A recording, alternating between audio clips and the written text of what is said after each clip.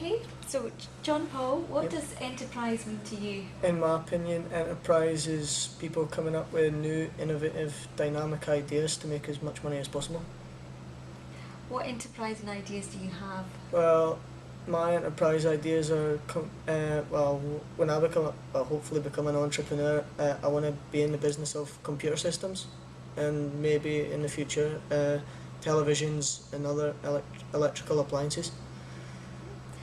What's the difference for you between enterprise and social enterprise? Well, enterprise, in my opinion, is just really making money for yourself, for your own personal business. But in social enterprise, when you make money, you reinvest it back in the community, so it benefits the economy really. You attended the social enterprise event on Monday. Yep. What did you get from that event? Well, when Bosco was speaking about his You Can Cook social enterprise, through his speech he mentioned if you've got a dream, then get off your backside and do it.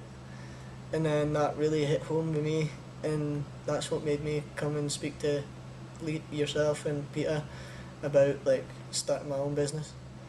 Good. And as a college, do you think that we are enterprising enough?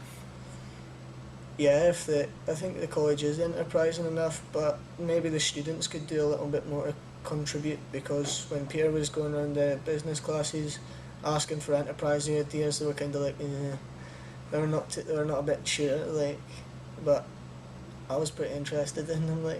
I'm a bit gutted that they shut down my Fitbit Club idea, but What sort of enterprising ideas then would you like to see happening within the college? well, I'd like to see more if, as Peter said, they were going to have an entrepreneur day thing, like an enterprise day where people for local businesses come in and speak to you, talk to you about business plans and stuff, and I'd think that would be good. And if the students would pitch in a little bit more, it'd be better. Okay. Better for the college as a whole. Excellent. Thank you. You're welcome.